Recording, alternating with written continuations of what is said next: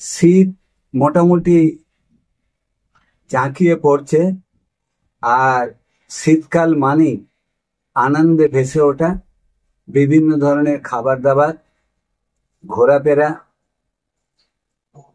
মানে দুপুরের দিকটা হালকা রোদে রোদে ঘুরে বেড়ানো।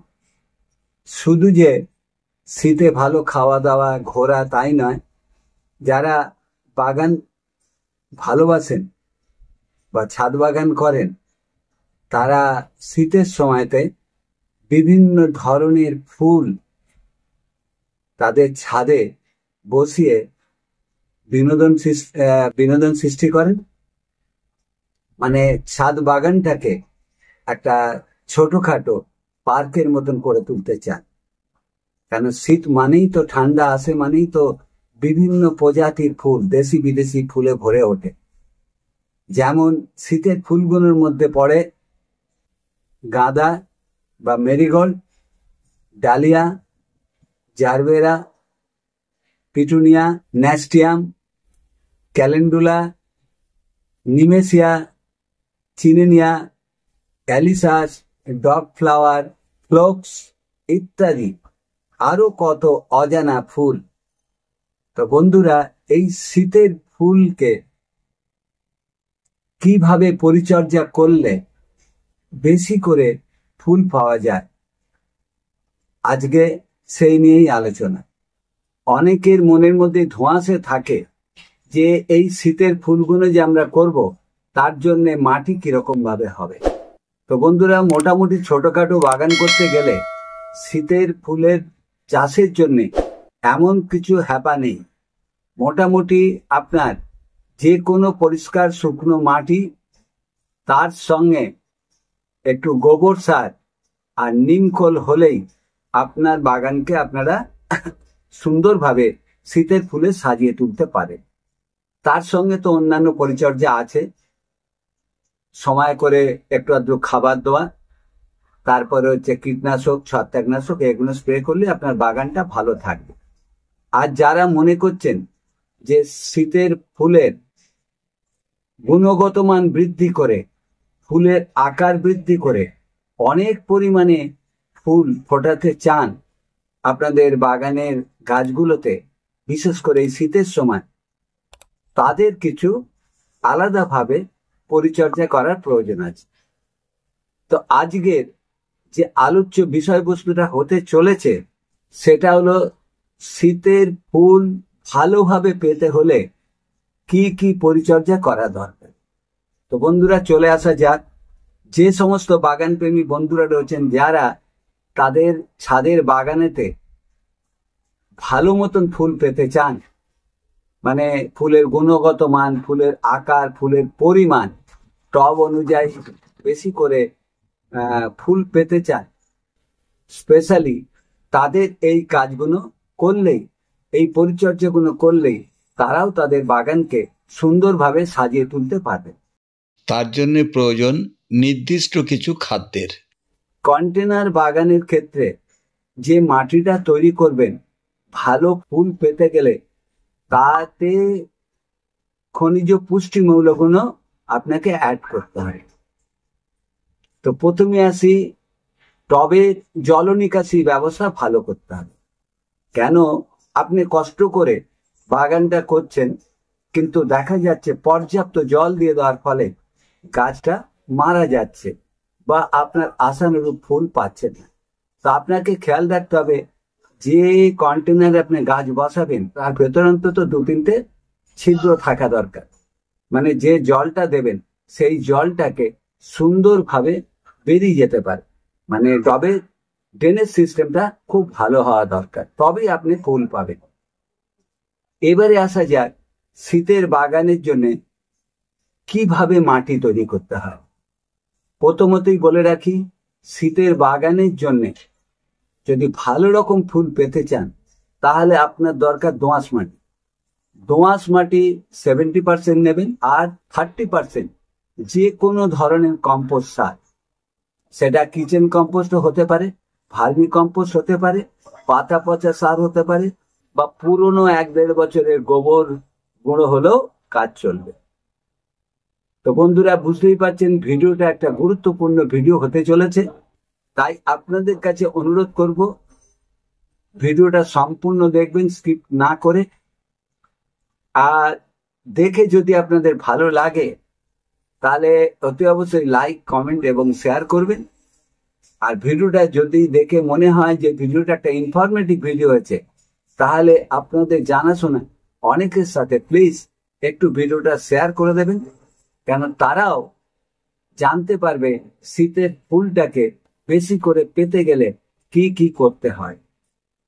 তো চলে আসা যাক আসল আলোচনা। এখানে আমার শুকনো দোআঁশ মাটি রয়েছে। এই মাটিটা আমি নেব 70 ভাগ। যে কটা গাছ এনেছি আমি তার মতন তৈরি করে নিচ্ছি।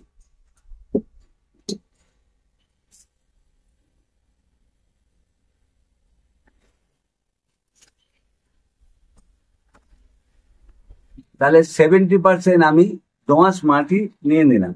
এর সাথে শুকনো গোবর সার মানে ঘুটে গুঁড়ো আমি 30% মেশাবো।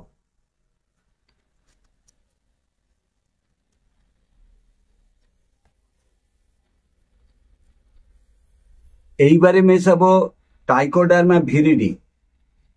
এটা আমি মোটামুটি 12 ইঞ্চি 3টে টবের মতন মিডিয়া তৈরি করছি। তাই জন্যে এখানে চায়ের চামচের 3 চামচ আমি ট্রাইকোডার্মা ভিরিডি এর মধ্যে দিয়ে দেবো। এবারে বলবেন ট্রাইকোডার্মা ভিরিডি কেন দেওয়া হবে? এটা একটা জীবিত ছত্রাক এবং ব্যাকটেরিয়া না। মাটির ভেতর যে সমস্ত ক্ষতিকারক ছত্রাক এবং ব্যাকটেরিয়া থাকে তাদেরকে নিয়ন্ত্রণ করে এই ট্রাইকোডার্মা ভিরিডি। তাই আমি এই মাটির মধ্যে ট্রাইকোডার্মা ভিরিডি 3 চামচে দিয়ে দিলাম। পরে এর সাথে দেবো আমি এই চায়ের চামচের 4 চামচ নিমখোল। এই নিমখোলটা দেওয়ার অর্থ হচ্ছে মাটির ভেতরে যে সমস্ত সূক্ষ্ম ক্ষতিকারক পোকা থাকে সেই পোকাগুলোকে এই নিমখোল নিয়ন্ত্রণ করে। এইবারে দেবো এর শেকড়টাকে দ্রুত মজবুত করা দরকার। তাই জন্য এখানে আমি দিয়ে দেবো 3 চামচে সুপার ফসফেট সার।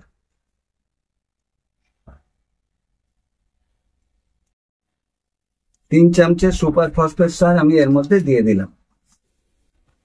এইবারে এর সাথে মেশাবো আপনার 3 চামচে শিংকুচি।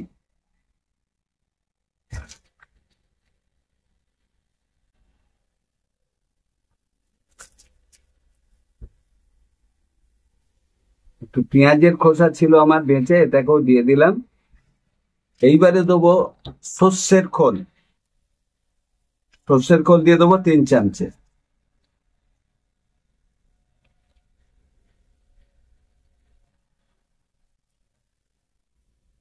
মোটামুটি এই দিলেই হবে।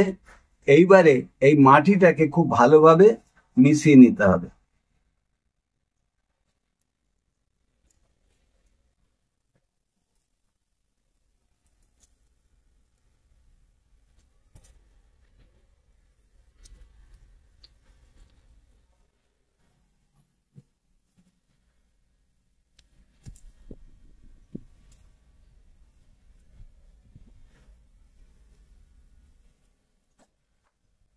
তাহলে মাটি আমার তৈরি হয়ে গেল। যদি আপনার থামপট থাকে বা এরকম ছোট যদি মাটির ডালার মধ্যে গাছ বসানো থাকে, তাহলে কিন্তু এই তৈরি করা মাটিটা দেওয়ার প্রয়োজন নেই। এক্ষেত্রে দিতে হবে 70% দোআঁশ মাটি এবং 30% হচ্ছে কম্পোস্ট সার। বিশেষ করে পুরনো গোবর সার বা 1-1.5 বছরের ঘুঁটের গুঁড়ো হলেও চলবে। নিয়ে এই যে গাছটা দেখছেন, এই গাছটাকে আমাকে বসাতে হবে 3 থেকে 4 ইঞ্চি টবের মধ্যে বসাতে হবে। এরকম টবের মধ্যে বসাতে হবে। বসাবার আগে যেটা বলেছিলাম যে জল নিকাশি ব্যবস্থাকে ঠিক করতে হবে। এই যে কন্টেনারের ফুটোটা দেখছেন, এরকম ভাবে খোলামখুচির একটা টুকরোই ছিদ্রের মুখে বসিয়ে দিয়ে আপনার প্লেন মাটি আর গোবর সার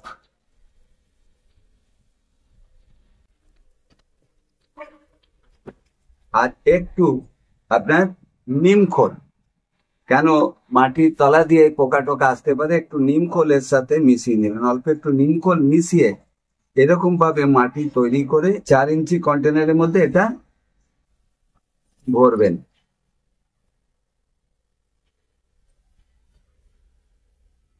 সেন্টার করে গাছটা বসিয়ে চারধার দিয়ে এই মাটি আপনি দিয়ে দিন।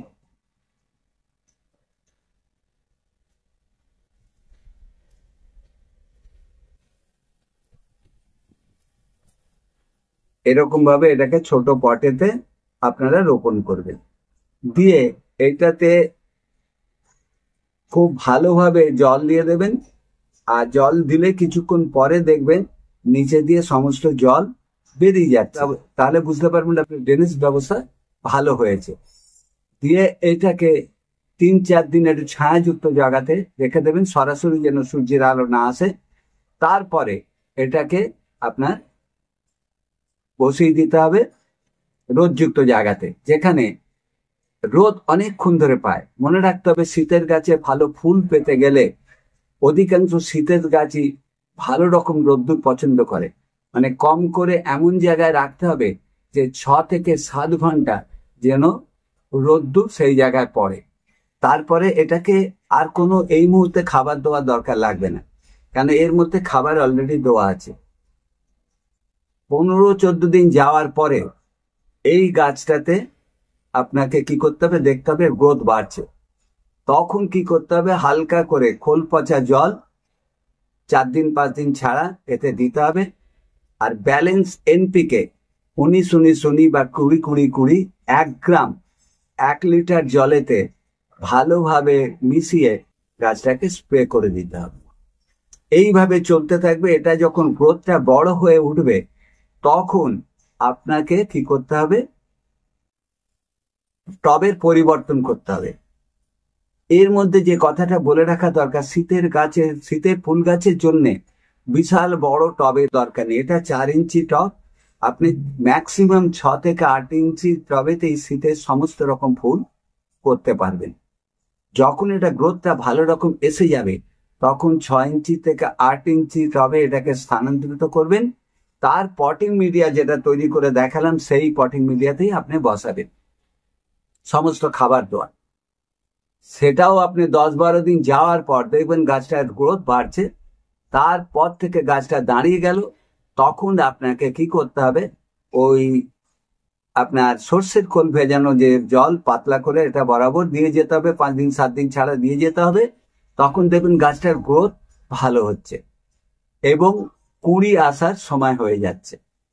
যত ব্রাঞ্চ বেরোবে তত আপনার কুঁড়ি বেশি হবে। তো যখনই ব্রাঞ্চ বেরোনো শুরু করবে তখন আপনাকে একবার যে কোনো ধরনের পিজিআর দিতে পারেন। এক হচ্ছে প্ল্যানোফিক্স দিতে পারেন বা মিরাকুলাম দিতে পারেন। প্ল্যানোফিক্স যদি দেন 1 লিটার জলে 1 ফোঁটা থেকে 1.5 ফোঁটা মিশিয়ে ভালো করে এটাকে গাছে স্প্রে করে দিলে কি হবে, কুঁড়িগুলো আসার সময় হয়ে যাচ্ছে। আর যদি মিরাকুলাম দেন তাহলে 1 লিটার জলে 1 ml বা 20 ফোঁটা দিয়ে এটাকে গাছে স্প্রে করলে দেখবেন গাছ ভর্তি কুঁড়ি চলে আসছে। এবারে যখনই গাছে কুঁড়ি চলে আসছে তখন আপনাকে নাইট্রোজেন জাতীয় সারকে দেওয়া বন্ধ করতে হবে, কারণ আপনার গাছের গ্রোথ এসে গেছে। এবারও যদি আপনি নাইট্রোজেন জাতীয় সার দিয়ে যেতে থাকেন বা সর্ষের খোল ভেজানো জল দিয়ে যেতে থাকেন তাহলে গাছটা বৃদ্ধির দিকে মনোযোগ দেবে, ফুল আর দেবে না। তো সেই সময় আপনাকে নাইট্রোজেন জাতীয় সারকে বন্ধ করে দিতে হবে। আর সর্ষের খোল যে 4 দিন 5 দিন ছাড়া দিচ্ছেন সেটা বন্ধ করে দিয়ে 15 দিন 20 দিন ছাড়া একবার করে দেবেন। আর এই সময়টা দরকার হচ্ছে আপনার এসওপি, সালফেট অফ পটাশিয়াম, সাদা যেটা পটাশিয়াম আছে 0050 যেটা নামে বাজারে পরিচিত, এই 0050 এই সারটা আপনাকে দিতে হবে। মানে এতে পটাশিয়ামের ভাগ রয়েছে 50%। তো গাছটা আপনার ফুল আনার দরকার, ফুলের গুণগত মান বৃদ্ধির দরকার, ফুলের কালার ভালো করার দরকার। তো সেই ক্ষেত্রে পটাশিয়ামের প্রয়োজন। তো পটাশিয়াম এই সারটাকে আপনি 1 থেকে 2 গ্রাম 1 লিটার জলে গুলে ভালো করে গাছের পাতায় আপনার প্রতি 10 দিন ছাড়া স্প্রে করতে থাকবেন। আর সাথে আপনার এনপিকে, ব্যালেন্স এনপিকে যেমন দিচ্ছিলেন 15 দিন ছাড়া 1 গ্রাম 1 লিটার জলে গুলে গাছের পাতা স্প্রে করবেন। এইটা দেওয়া শুরু হলেই আপনার দেখবেন গাছেতে ফুল পর্যাপ্ত আসবে এবং ফুলের আকার বড় হবে, ফুলের গুণগত মান বৃদ্ধি পাবে। এরপরে আপনাকে কি করতে হবে, 20 থেকে 25 দিন ছাড়া, মানে ফুলের সিজনটা ধরুন 3-4 মাস, এই মাইক্রোনিউট্রিয়েন্ট খাবারটা যেটাকে অনুখাদ্য বলেন, এটা আপনি এই গাছের জীবনচক্রে, শীতকালে গাছের জীবনচক্রে আপনি 3 থেকে 4 বারের বেশি আর পাচ্ছেন না সময়। তো 20 দিন ছাড়া এটাকে 1 ml মানে 20 ফোঁটা অ্যাব্রোমিন গোল্ড এইটাকে 1 লিটার জলে মিশিয়ে গাছে স্প্রে করুন 20-25 দিন ছাড়া, তাহলেই হবে। আর অথবা মববিন দিতে পারে। তো এইটা দিয়ে গাছটাকে, গাছের অনুখাদ্য দিয়ে দিলেন এবং তার আগে প্ল্যান্ট গ্রোথ, পিজিআই দিয়েছেন, প্ল্যান্ট গ্রোথ রেগুলেটর দিলেন গাছের মানে বৃদ্ধি করবার জন্য, গাছের ফুল বেশি করে আনার জন্য। এইভাবেই আপনার চলতে থাকবে। আর জলের ব্যাপারটা মেপে জল দেবেন, জলে যাতে স্যাঁতসেঁতে ভিজে মাটি না থাকে, তাহলেই আপনার গাছে শীতকালে মনের মতন পর্যাপ্ত ফুল পাবে। তো বন্ধুরা, এই ছিল আজকের ভিডিও। ভিডিওটা দেখে যদি আপনাদের ভালো লাগে আর যদি মনে করেন ভিডিওটা একটা ইনফরমেটিভ ভিডিও হয়েছে, তাহলে এই ভিডিওটাকে অনেকের সাথে একটু শেয়ার করে তাদেরকেও দেখার সুযোগ করে দেবেন। আর নতুন বন্ধুদের কাছে অনুরোধ করছি, তাদের যদি আমার ভিডিওগুলো দেখে ভালো লাগে তাহলে তারা আমার চ্যানেলটাকে সাবস্ক্রাইব করে পাশে থাকা বেল ঘন্টাটা পুশ করে নোটিফিকেশন অল করে রাখুন এই ধরনের নতুন নতুন ভিডিও পাওয়ার জন্য। তো বন্ধুরা, আজকের মতন আমি আপনাদের কাছ থেকে এখন বিদায় নিচ্ছি। আপনাদের সঙ্গে আবার দেখা হবে পরবর্তী দিনে নতুন কোনো ভিডিওর সাথে। ততদিন আপনারা খুব ভালো থাকুন, সুস্থ থাকুন। ধন্যবাদ বন্ধুরা।